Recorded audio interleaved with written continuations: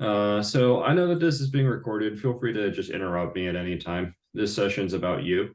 So the goal of this session is to help you to push past objections. As you already know, that's very important for us. I want to take set some foundations first.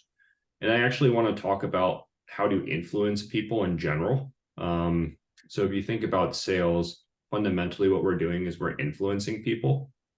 So I want to take a step at like how influencing human beings works in general. There's a lot of research that's been done on this.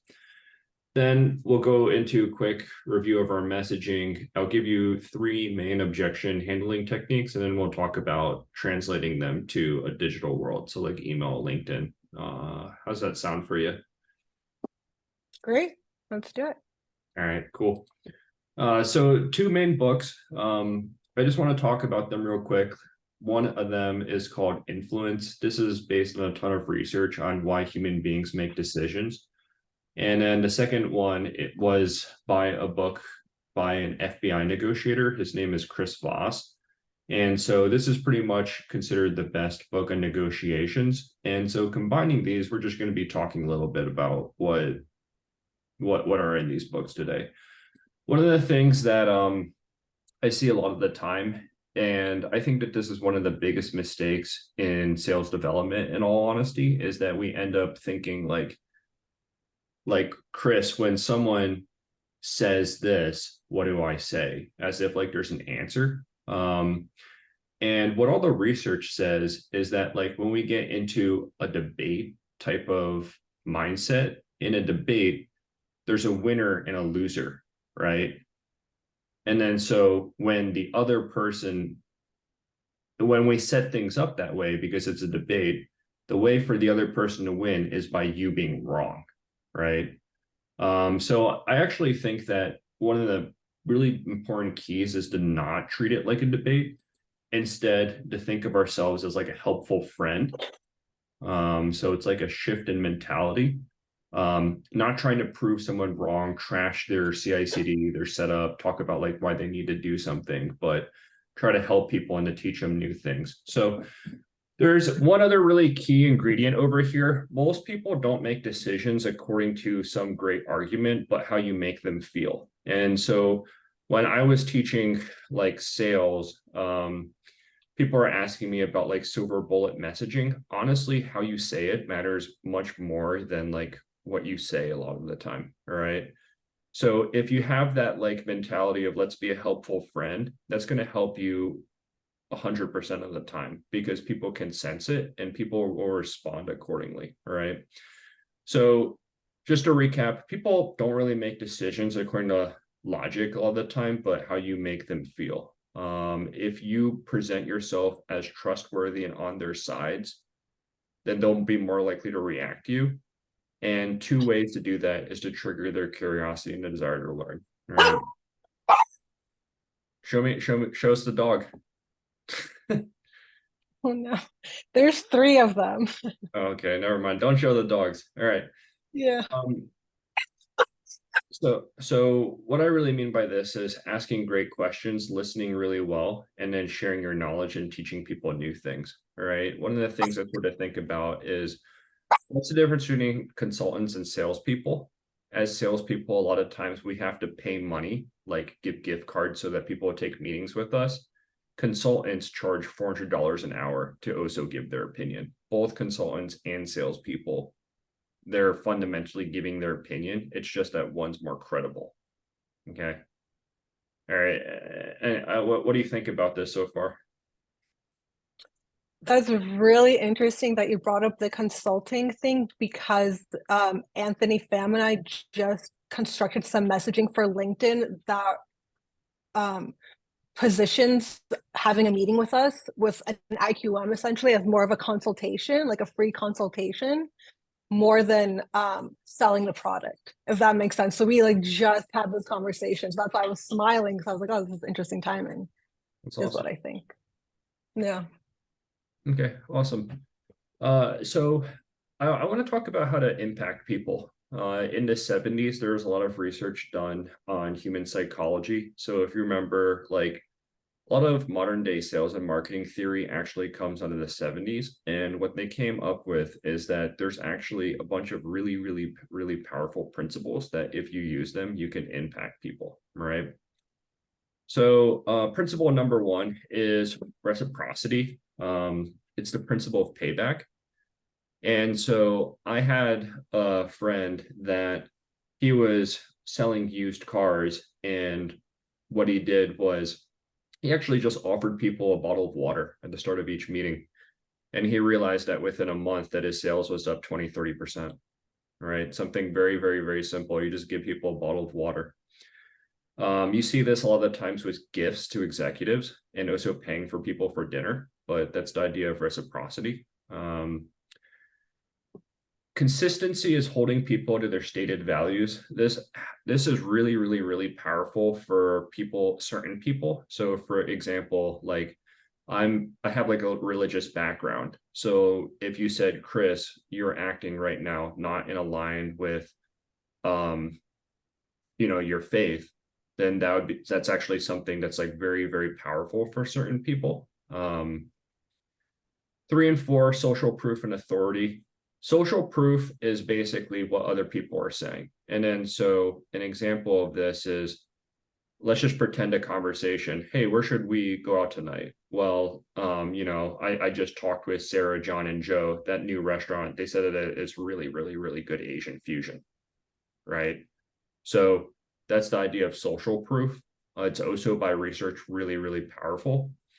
Authority is basically what a trusted figure says. So like Elon Musk says that we can get to Mars by 2030. All right. Well, maybe that's realistic, right? So that's an example of an authority. The last two are really, really, really powerful too. Liking.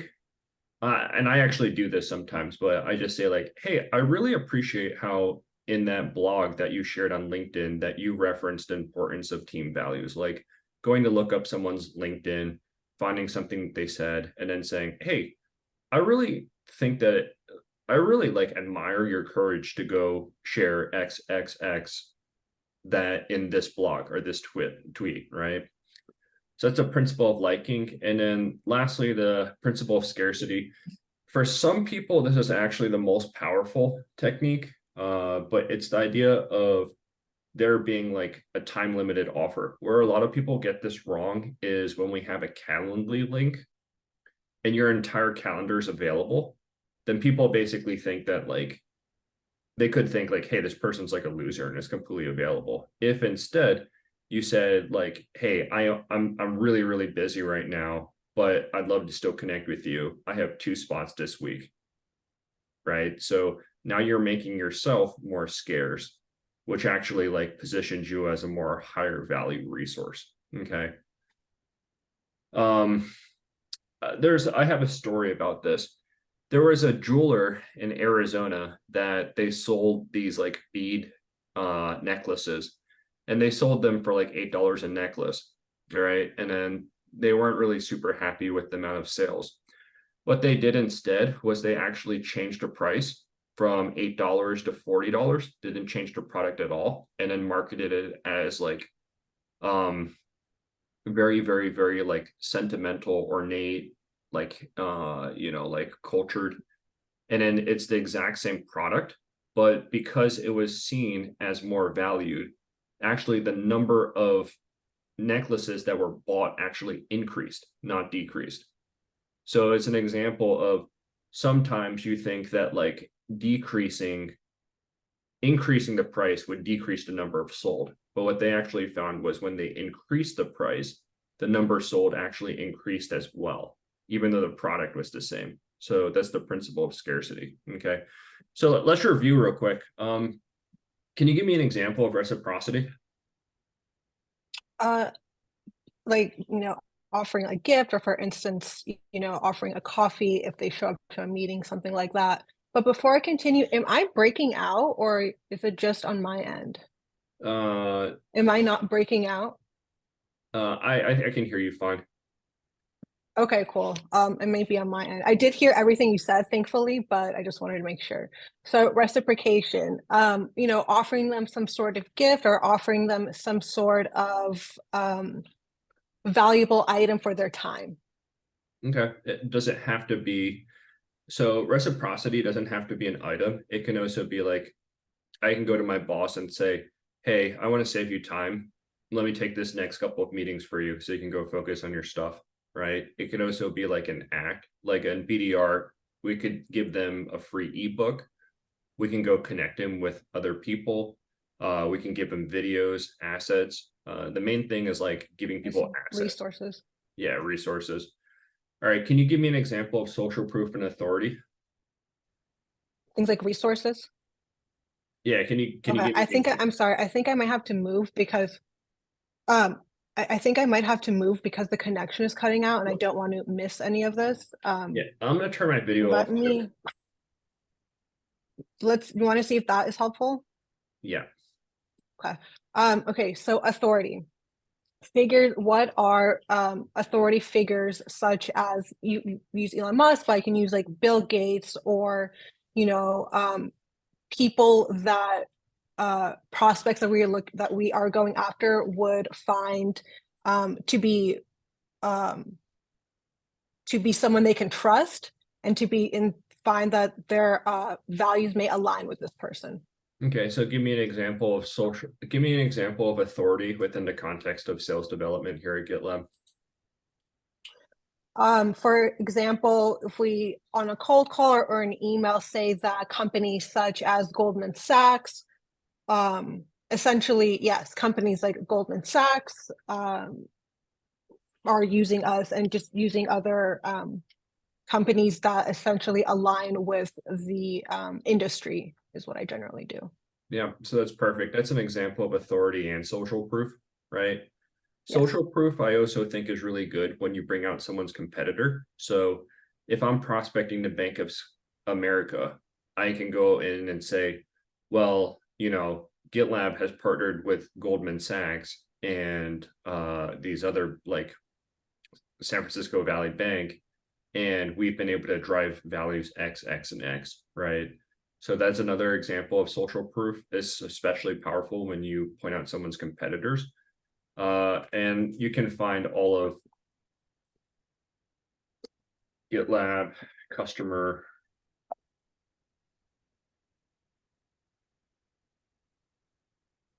You can go find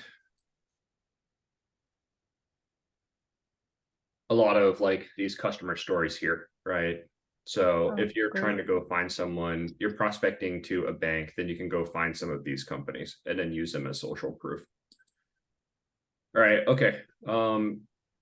Examples of liking, hey, I really liked what you shared in your blog about this. The reason why I reached out was because you mentioned about how optimizing different parts of your organization is key to a business success. Are you experiencing any challenges about this? I'd love to share with you GitLab's approach for optimizing engineering efficiency. Okay. So you go in, you reference something that they wrote, you say you like it, and then you tie it to a value offering that GitLab has. Principle of scarcity. You can also say this when inviting people to field marketing events. Hey, I have 4 seats left for inviting you to DevOps days. I'd love for you to come. Would you be interested in coming? Okay. I love that. Yeah. Okay, awesome. So some more things to talk about: labeling, listening, and mirroring. So they actually did a research study and they had all these different waiters come in, and then they took basically did like an A, B, C, D, E, F test and figured out which ones would have the highest amount of tips. All right. And the person who went in and they said like, hey, what do you want? I want a cheeseburger and fries and a Coke. And what they found out is that the person who got by far the highest tips was the person who actually repeated what they said to what the person said. So, okay, if I'm hearing you correctly, then you'd like to have a burger and fries and a Coke. Did I get that right? Yeah, you got it perfect. All right. I'm actually getting this mixed up. That's mirroring. So mirroring is super, super powerful. I try to do it a lot. mirroring is very, very powerful from a psychological perspective because it makes people feel safe and heard. And as an example, here's your objection. We're happy with our current setup. Hey, I totally understand you're happy with your current setup, right? So what the mirror is it's repeating the last three words spoken. Try to mirror a lot. And once again, the research, there was a study, and the waiters who actually repeated the orders, they got something like 40% more tips than people who didn't. Okay. All right. Other things, really making sure that people feel heard, that makes people feel safe. And then lastly, sometimes labeling is really important. So what I mean by labeling is, hey, like, let's just say I'm having a meeting and the person's trying to blow me off. Hey, I feel like I'm sensing some negativity. Am I, am I annoying you some way? Yeah, of course you're cold calling me. Yeah, totally understand. Hey, if I was in your shoes, I'd be annoyed too. But the reason why I'm reaching out is because I'm working with some of your competitors, saving them time, money, and energy.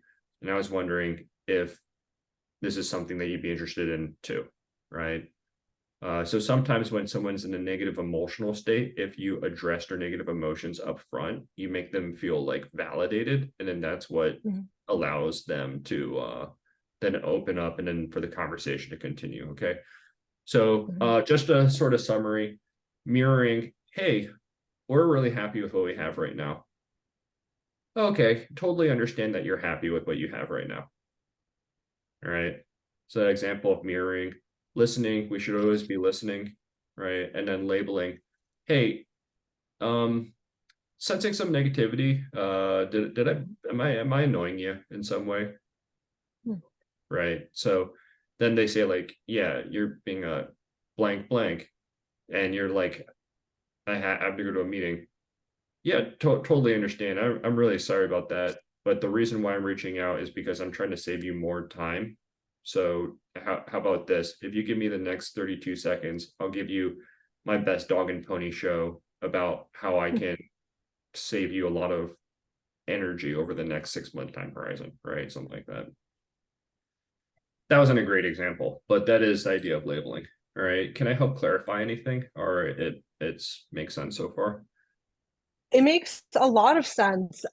Essentially, mirroring is something that I have been doing a lot on the phone. Just, if I'm being honest, I kind of summarize when they tell me if they're using certain platforms, just so I can buy myself some time to think. However, labeling and listening, and especially labeling when somebody is in a negative mood or something like that, is definitely something I want to start implementing, just because I don't really call it out when I hear it, but I could see it being very useful, as you said, like just gaining their trust. Okay, great. Okay, so let's talk about some examples. Reciprocity, objection, now's not a good time. Totally understand that now's not a good time. I'd love to still add value to you. Would you like a free book on DevSecOps? Here's an example of one. Just thought I'd share it with you, right? So now there's two powerful things happening. One, you mirrored. Two, I'd like to still add value to you. Would you like, here's a free ebook on DevSecOps, right? Then some people would feel bad that they're blowing you off because you gave them something for free. And then that's why it's powerful, right? Social proof and authority. Hey, the reason why I'm reaching out is because we're working with related famous competitor, Goldman Sachs, European Space Agency, and we're wondering if we could add value to you too. The VP of Goldman Sachs, what he said was implementing GitLab helped us to meet our cloud transformation goals. I saw on the internet that was a big emphasis for you guys this year. So I was wondering if that's the reason why I reached out, and I was wondering if we could help, right? I have a quick question. Yeah. In terms of now's not a good time, when I would say something, just let me know if the following is a good or maybe not the ideal way to go about it. But essentially, what I'll do is I'll say, I totally understand now's not a good time. When would be a better time to call you back? And then sometimes they'll say, oh, they'll give me a time, and then we'll go from there. Okay. Is that something that sounds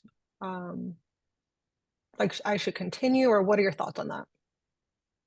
I think that globally there is probably not necessarily one approach that works. Chris Voss, the Okay. FBI negotiator, he says is now a bad time is what he opens with. So he Mhm. actually like specifically wants them to say this is a bad time, and then he goes into objection handling. Mm. Okay. Okay, fair. I like, both approaches. I like adding value too, so. Okay. Okay, so some examples of liking and scarcity. Now's not a good time. Hey, totally understand that now's not a good time.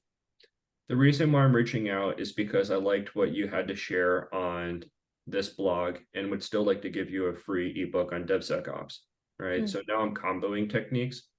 The objection was now's not a good time. I used a mirror. I also liked what you had to say, and then I gave you something, which triggers reciprocity, right? Mhm. Principle of scarcity. The reason why I'm reaching out is because we're working with related famous competitor, Goldman Sachs, and was wondering if I could help you out too. I only have 2 slots this week. Does blank and blank work for you? Right. All right. So one thing to note is that these techniques are hardwired into humans in a subconscious level. They're really, really, really powerfully ingrained. Research shows that these tactics work for all people across all people groups. So, in other words, people in Siberia or people in North Africa, these techniques are actually still relevant. So, um, what I try to do is one, I try to be authentic with people. I'm not trying to just Mhm. manipulate them. You have to feel good about yourself, but I do try to use these techniques sometimes. I think that one of the things that really helped me when I started doing this was I want to demonstrate the principle of honor in every transaction that I have. And then so using liking, authority, social proof, reciprocity as just a way to honor someone else as opposed to trying to manipulate them. Okay. Yes. Okay, great. All right, so some objections that we already have blank, indifference, right now it's not a good time, we're in the middle of some major projects, cost, you're too expensive, sales messaging review, this is what most people say that you should say, competitive, okay, totally understand that you're happy with GitHub. If you could change one thing about GitHub, what would you change, right? Another thing, security is our biggest differentiator. So, okay, totally understand that you have Azure DevOps. What does security testing look like in your organization? Oh, okay. Azure DevOps, once again, doesn't have security testing built into it. So that's a differentiator that we have with them. For indifference, most people would say something like, how much time do you spend maintaining your tooling? What's the cost of not taking action? How happy are you with your tooling? Does it support your development efforts? For cost, want to see how GitLab can save you money. So that's the sales messaging review. I think that the way to complement and supplement this, like this is what I would say. These are not the wrong answers, but you can make them more powerful by combining them with these influencing techniques. You see what I mean? Right. Yeah. I do. Okay, cool. All right. So now I want to talk about 3 objection handling techniques. Let me know if you can see my screen. Yeah, I can't. I think the internet's good. We can try video on again if that's helpful at all, Okay, but I can see your screen. sure. All right.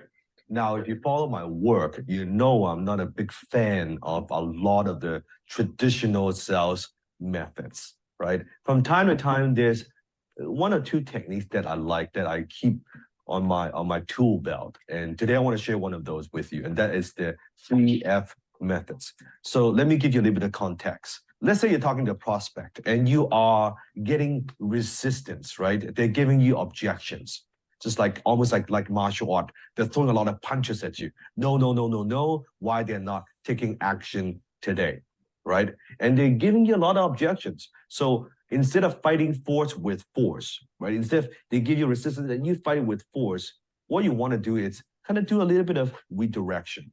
And the way you do that is through what I call a 3F method. And that's feel, felt, found.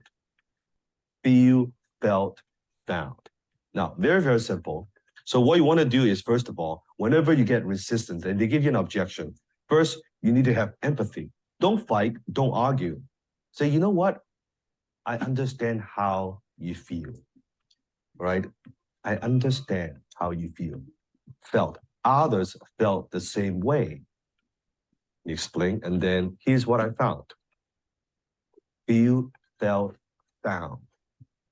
Now, what you don't want to do is you don't want to do it like a robot, right? When you get an objection, oh yeah, I know exactly how you feel, and others, customers felt the same way. And what I found is this is simply not true. That's not what I'm talking about. It is a formula. So during the feel phase, you might say something like, I understand your concern. If I were in your shoes, I would have similar concern as well. Or you might say something like, I could see where you're coming from. I understand. You see, so you don't necessarily have to use the feel word, right? But it's a step. Step one, empathy. Step two, felt. Now it could be you felt the same way or other customers share the same concern. And here's the conclusion. What they found or what I found is this. So let me quickly demonstrate. Let's do an example where, let's say I'm talking to a friend, right? I'm trying to persuade them. And I would say something like, let's say I want to convince them of taking vitamins. Very simple idea. And I would say, it's like, no, Dad, I never take vitamins. I never believe in these things. Hey, man, you know what? I understand. I totally get it, right? I used to believe in the same thing. I don't take vitamins. I don't need vitamins. I get enough nutrition just from the day-to-day food. And what I realize is there are actually many different types of vitamins. And when you take the right vitamin, such as this brand, right? When I take it, what I found is every morning when I take it, I actually have more energy throughout the day, right? Then I'm more focused, I'm more productive, then my mind is more clear, and I get sick less just by taking these couple of vitamins. You see how that works? Feel, felt, found. Okay. How's that sound for you? Any thoughts?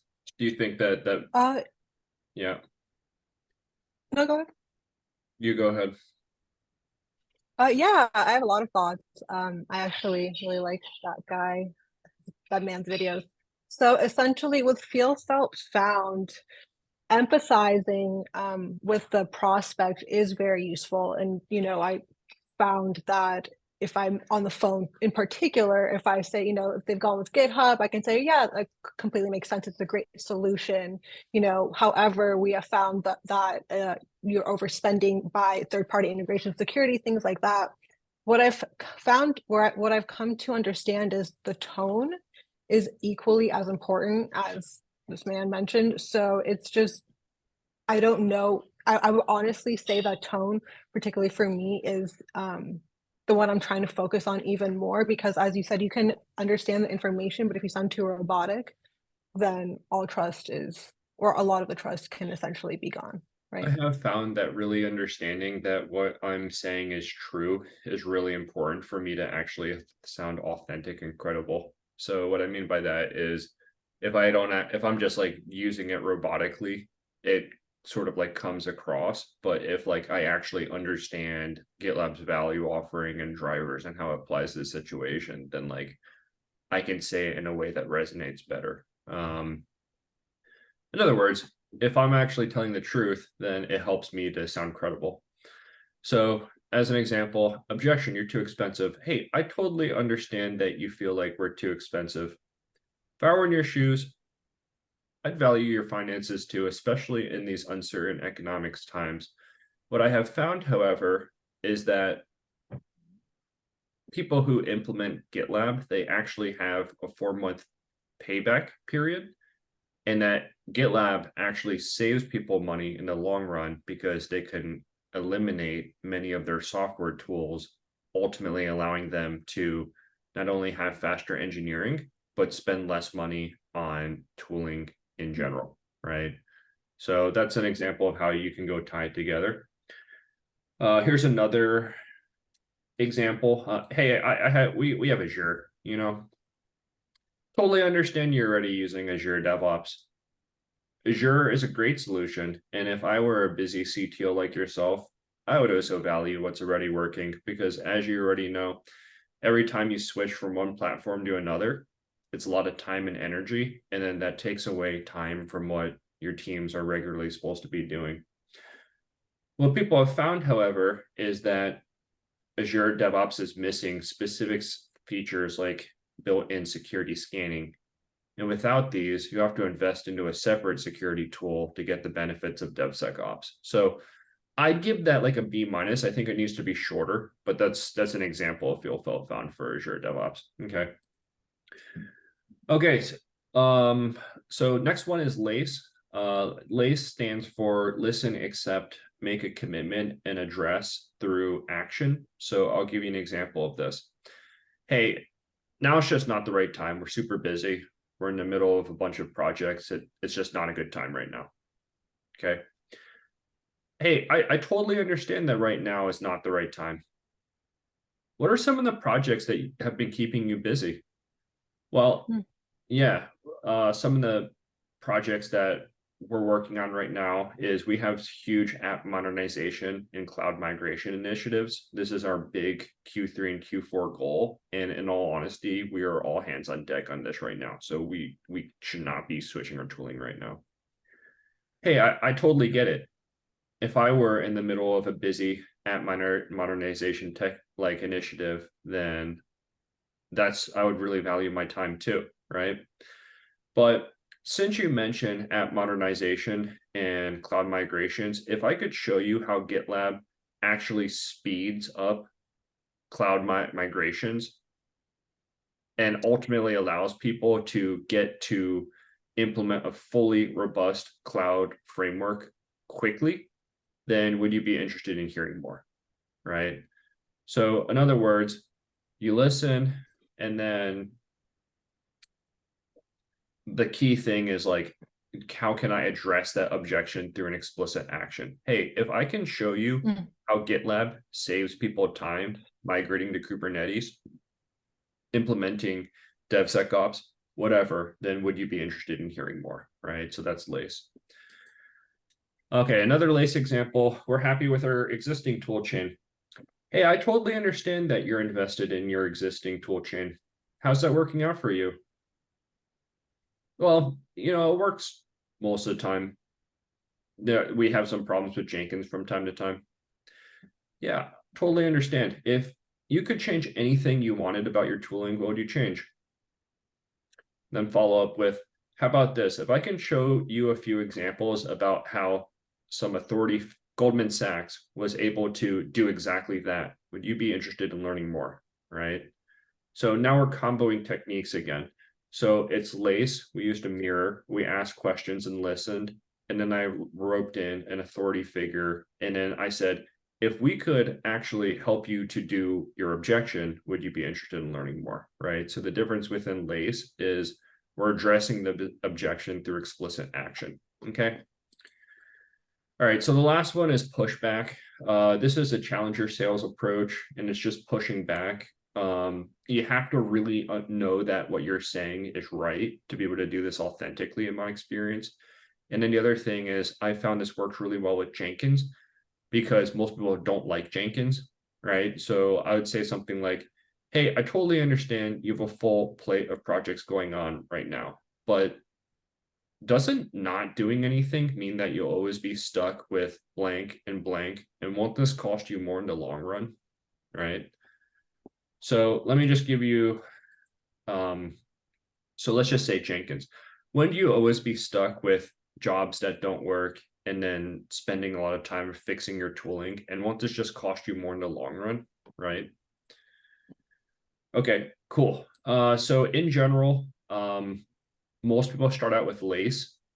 Here's the thing.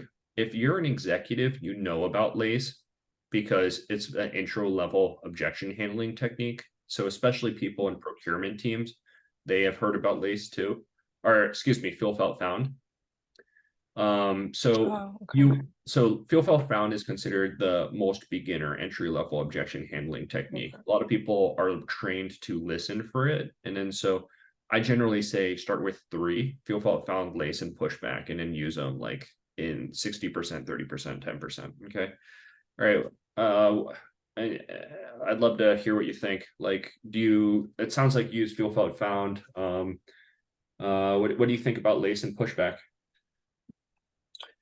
I love the idea of bringing a call to action at the end of it that would show value, and I also love the idea, or not the idea. I love tying in I forgot what it's called, but tying authority. Sorry, I love tying in authority at the end as well.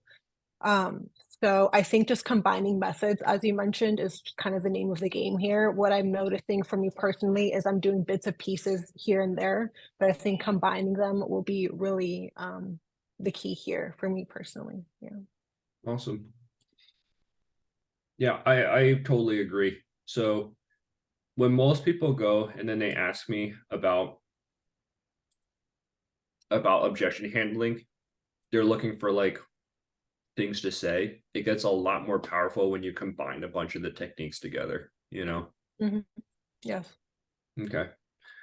All right, okay. So the next thing I want to talk about is translating to digital. When you're on the phone, you can use all these objection handling techniques. What about email and LinkedIn, right? It's right now mirrors, like it's really like a psychological, like you hear them when someone's repeating what you just said, you feel validated, you feel affirmed, right? And then so some of these don't apply as much when we're just typing and sending each other messages. So I just wanted to give you an example of how like things that you can do in email. So here's your objection. I'm not interested, right? I totally understand that you're not interested. Because that being said, I still really liked what you had to say in this blog post. However, I understand you can't meet, still want to add value to you. Here's a free ebook on thing, right? If there's anything I could have done to add more value and improve this outreach, let me know. Or like, if you ever want to connect in the future, still available for you, right? So you leave the door open. So what am I doing here? I'm using a mirror, even though mirrors aren't as good in digital. I still do it from time to time. The other thing is I'm using a bunch of these techniques, right? I'm using liking over here and reciprocity. And then I'm ending with something where it's like, I'm keeping the door open, right? But this would make some people feel bad for you. And then they would just like be like, oh, okay, well, what do you want? Right. Like, so it's about how do you change someone's emotional state once again. Do you ever hear of any Beck Holland stuff? Collins? No. Okay. So this is an example of how to handle the I'm not the right person objection. And I also want to talk about like shallow objection, what she calls shallow objections real quick. So what she defines as a shallow objection is any objection where it's really what they're just trying to say is, I don't care, right? Like, I'm not interested. I'm running to a meeting. Send me an email. All of that stuff fundamentally can be reduced and translated to like, I don't want to talk with you, right? So she groups these all together because it's not actually about what they're saying.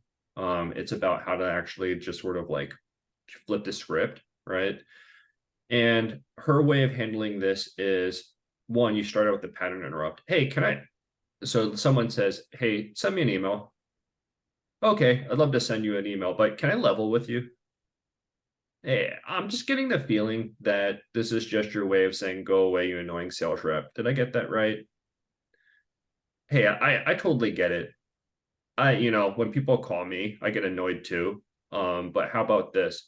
If you give me the next 30 seconds to give you my best dog and pony show about who GitLab is and why we're a good fit for your company, then you can tell me about whether or not we can continue this conversation. Fair?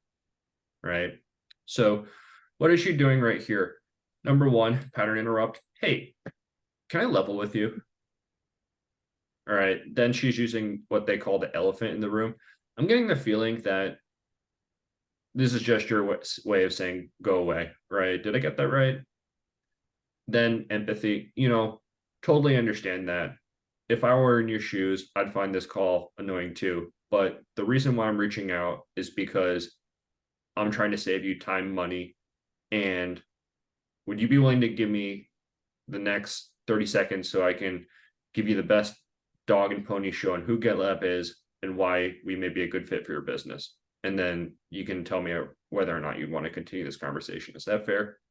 All right. So then she flows into the upfront contract. This is a little bit too long. It needs to get shorter. But the idea is basically, if you get a shallow objection, it's really not about the objection. It's about how do you flip the emotional state. You see what I mean?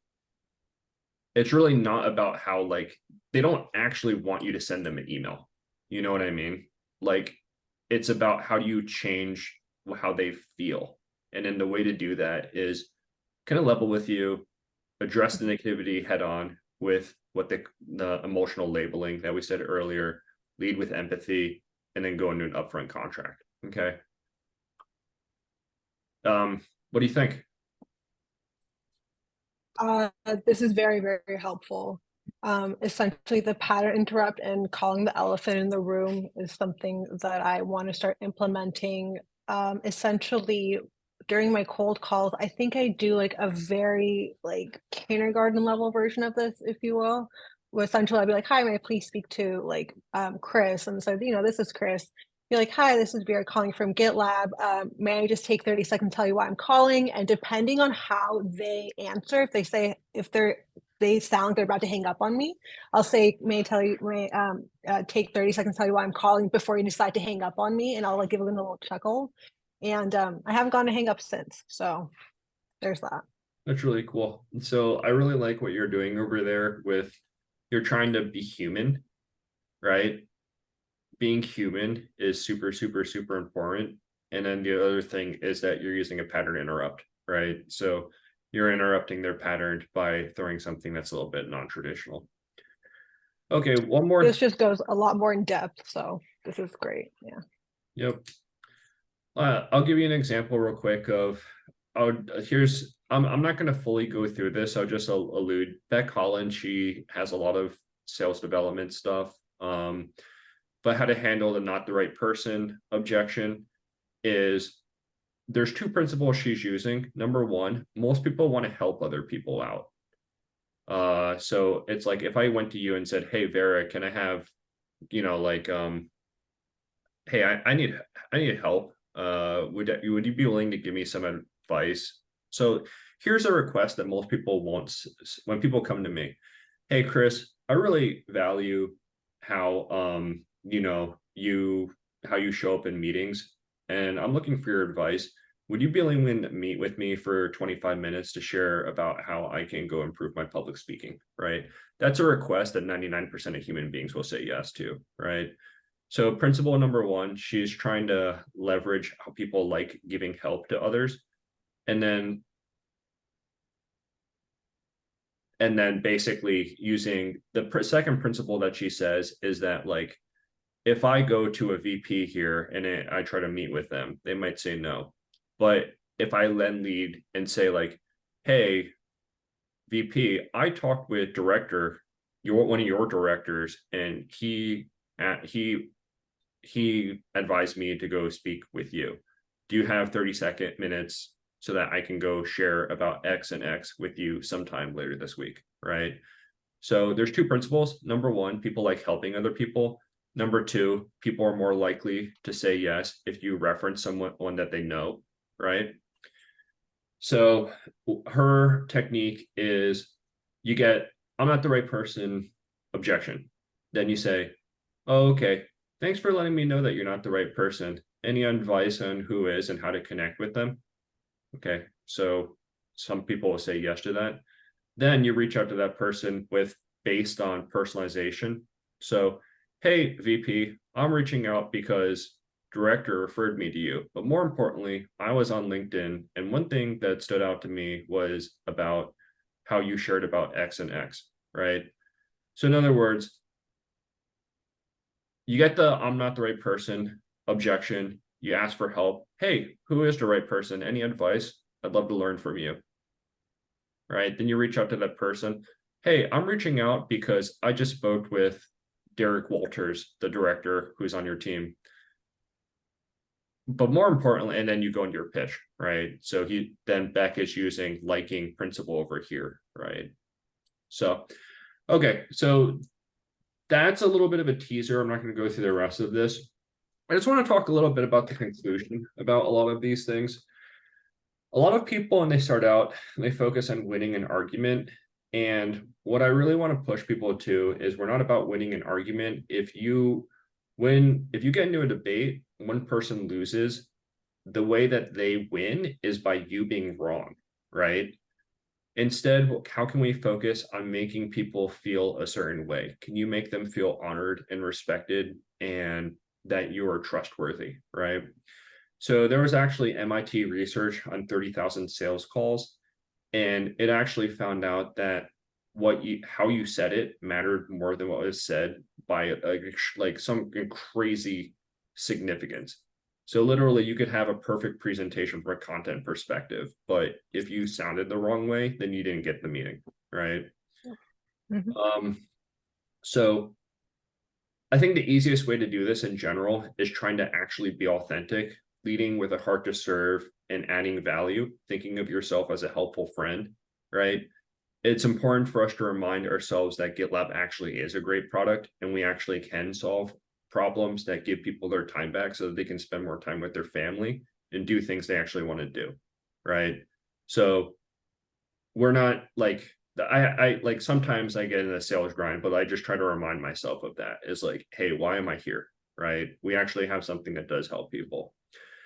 Third reminder, we talked about the influencing techniques. These are basically hardwired into our subconscious.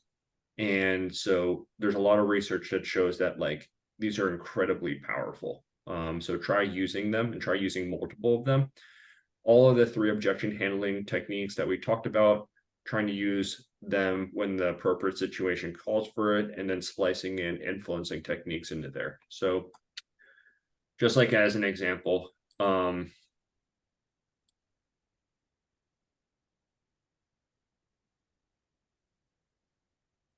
just a recap. Hey, we're happy with our existing tool chain. Totally understand that you're invested in your existing tool chain. If you could change one thing about your tooling, what do you want to change? How about this? If I can show you a few examples about how Goldman Sachs and NASA and the European Space Agency was able to have a successful cloud migration with GitLab, would you be interested in learning more, right? So I'm using Lace here, but I also threw in a mirror. I use an authority, and then I also like am offering a service, right? So that could sort of trigger reciprocity. So that's okay. So that's the presentation. Continuing educations, there's links here, but Flip the Script is Beck Holland. I actually really like her stuff in a past company. We know people who just like adopted her stuff wholesale and they got higher results because of it. Okay.